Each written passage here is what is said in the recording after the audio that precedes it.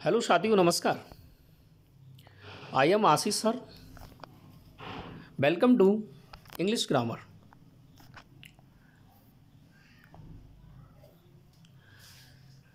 Late us start now about the English tense system. आज हम बात कर रहे हैं इंग्लिश टेंस सिस्टम के बारे में।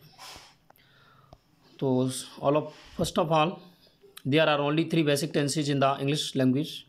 अंग्रेजी भाषा में मूल रूप से 3 टेंस होते हैं और आप इसके बारे में पहले से जानते भी हैं। The past, the present and the future. Past tense वह टेंस होता है जो घटना घटित हो चुकी है, जो बीत चुकी है। प्रेजेंट वह होता है जो वर्तमान में चल रही है, और फ्यूचर होता है आने वाला समय, यानी भविष्य में। तो ये तीनों टेंस बहुत ही इंपॉर्टेंट, बहुत महत्वपूर्ण टॉपिक हैं जो आपके ग्रामर का हिस्सा है। तो इसको हम बेसिक फॉर्म्स में आज समझते हैं।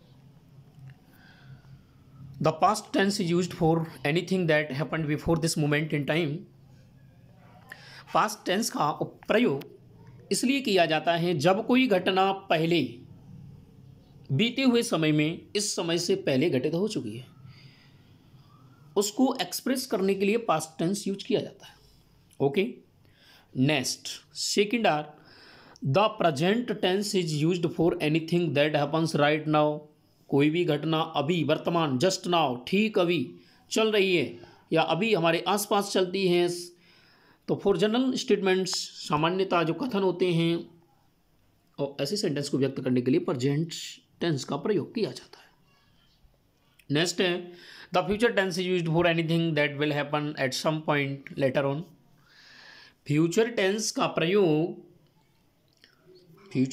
प्रयोग कोई भी घटना है जो भविष्य में घटित होगी, आने वाले समय में होगी, उसे हम फ्यूचर में व्यक्त करते हैं। ओके, नेक्स्ट है each basic tenses has 4 other tenses और सब tenses, simple, continuous, perfect and perfect continuous. हर टेंस के बेसिक फॉर्म में 4 पार्ट होते हैं। First is simple, second continuous and third perfect और 4 perfect continuous. Okay, some examples are given here. देखते हैं, कुछ एग्जाम्पल्स यहाँ दिए हैं। प्रेजेंट सिंपल आई डू, मैं करता हूँ। Present continuous I am doing, मैं कर रहा हूँ। Present perfect I have done, मैंने किया है। Present perfect continuous I have been doing, मैं कर रहा हूँ। यानी कि कुछ समय से। समझने की बात है, वर्ब के आधार पर, based on verb we can see that the name of tenses. Verb के आधार पर हम टेंस का नाम बता सकते हैं, बोल सकते हैं।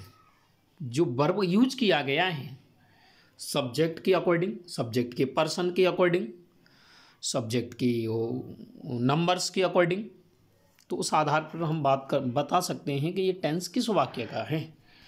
तो प्रेजेंट सिंपल में आई डू, मैं करता हूँ, और आई एम डूइंग, मैं कर रहा हूँ। आई हैव डन, मैंने किया है। आई हैव बीन डूइंग, मैं कर रहा हूँ। यानी कि ये सारे टेंस के जो पार्ट होते हैं, simple is also called of indefinite, इसको इंडेफिनिट के नाम से भी जाना जाता है। कंटिन्यूअस को प्रोग्रेसिव के नाम से भी जाना जाता है। Continuous means the action is going on present just now, just. Next है present perfect. Perfect is also called of perfect, यानी पूर्ण हो चुका है। और परफेक्ट कंटिन्यूअस को कहते हैं इम्परफेक्ट, यानी कि जो अभी पूरा नहीं हुआ है, चल रहा है, कुछ हिस्सा हो भी गया है। नेक्स्ट है past simple, past continuous, past perfect, past perfect continuous. इसमें भी वर्ब का के आधार पर हम बता सकते हैं। नेक्स्ट है future simple, I will do, मैं करूँगा भविष्य में। I will do, I will be doing, मैं कर रहा हूँगा। आई विल हैव डन, मैंने किया होगा। I will have been doing, मैं कर रहा हूँगा। यानी ये गैस है, एक प्रकार का अनुमान है, not confirm. First you are taught the simple tenses are these are generally, पहले भी हम इसके बारे में पढ़ चुके हैं, जान चुके हैं। These are generally used first when learning a language. I am English, मैं अंग्रेज हूँ। माई नेम इज जोहन, मैं जोहन हूँ, and so on. There are 3 main simple tenses, present simple, past simple and future simple. 3 प्रकार के simple हो गए। Present simple, अब बात करते हैं ये सिंपल टेंस का यूज कहाँ कहाँ किया जाता है, कैसे किया जाता है, उसकी कुछ कंडीशंस निर्धारित की गई हैं, डिटरमाइन की गई हैं। तो बताते हैं the simple present tense is mostly use for 3 things, 3 चीज़ों के लिए। To describe things that is permanent और अनचेंजिंग, कोई भी घटना है जो परमानेंटली रूप से बिना परिवर्तन हुए डिस्क्राइब किया जा रहा है। To describe how often something happens, कोई भी घटना घटित हुई थी, इसे हम दूसरे संदर्भ में कहेंगे तो रिलेटेड टू हिस्टोरिकल इवेंट्स, उससे संबंधित, तो अब इस टेंस का यूज किया जाता है। To talk about scheduled events, जो हैबिचुअल एक्शन होती हैं, जो शेड्यूल्ड वाली घटनाएं होती हैं, जो रोज़मर्रा की ज़िंदगी में दैनिक चर्या में प्रयोग की जाती हैं, उसको भी हम प्रेजेंट सिंपल के माध्यम से एक्सप्रेस करते हैं। Okay, to use this tense, अब इस टेंस के जो वर्ब होता है उसमें SES IES लगाते हैं, पढ़ा है आपने, क्यों लगाते हैं तो ध्यान रखना है। और ऐसा होता है सिर्फ सिंगुलर सब्जेक्ट के साथ। Singular subject takes singular verb, singular subject हमेशा सिंगुलर वर्ब लेता है, और वर्ब जनरली प्लूरल फॉर्म में होती हैं, तो उन्हें सिंगुलर करने के लिए SES लगा देते हैं। जैसे आपने पढ़ा होगा नाउन्स जो होते हैं, नाउन्स अपने आप में सिंगुलर होते हैं, उन्हें प्लूरल करने के लिए S लगा देते हैं, कुछ में ES लगाते हैं, कुछ में कोई नियम भी लागू नहीं होता, अलग अलग तरीके हैं। ठीक ऐसे ही वर्ब अपने आप में प्लूरल होती हैं, सिंगुलर नहीं होती, उन्हें सिंगुलर बनाने के लिए SES लगाते हैं या IES लगाते हैं। ओके, तो इसलिए लगाते हैं। नेक्स्ट है सब sentence subject main verb object structure लिखा हुआ है, best form of verb plus object.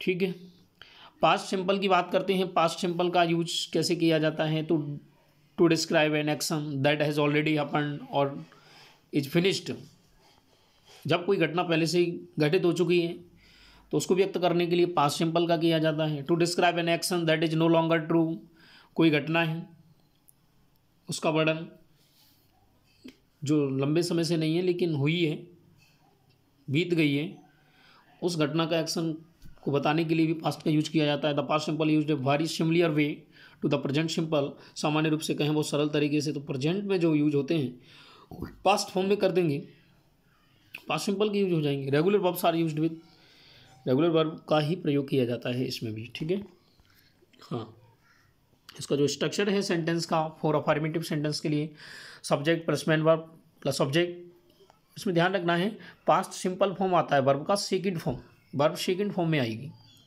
Example, I saw movie yesterday, मैंने कल एक मूवी देखी थी या मैंने कल मूवी देखी। I didn't see a play yesterday,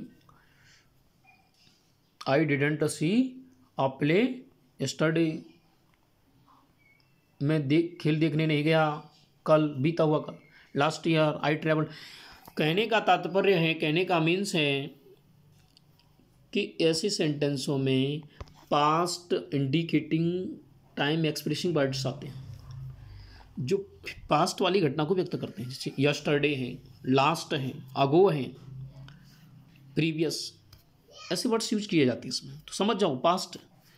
future simple used for future simple का प्रयोग to talk about future plans, जब हम कोई फ्यूचर प्लान्स बनाते हैं, फ्यूचर के बारे में सोचते हैं, वो घटना फ्यूचर में घटित होगी, गैस लगा रहे हैं, अनुमान लगा रहे हैं, तो ऐसी सारी क्रियाएं फ्यूचर में व्यक्त होती हैं। To talk about what you will do something in future, तो बात करते हैं फ्यूचर में क्या घटित होगा, जो भी घटित होगा उसको फ्यूचर के माध्यम से ही व्यक्त करेंगे। ओके, तो उसका जो वर्ब होता है ऑक्सिलरी वर्ब वो विल और शैल होता है। बी फॉर्म में is the verb to be, do you know, when and which one to use correctly, to be honest and shouldn't worry about that too much as they basically man and same with only a slight difference. I will call you later, मैं आपको बुलाऊंगा थोड़ी देर बाद। तो ये future में ऐसे शब्द use किए जाते हैं, लेटर है, आफ्टर सम टाइम, मतलब घटित होने वाली, भविष्य में आने वाली। ठीक है, टुमारो,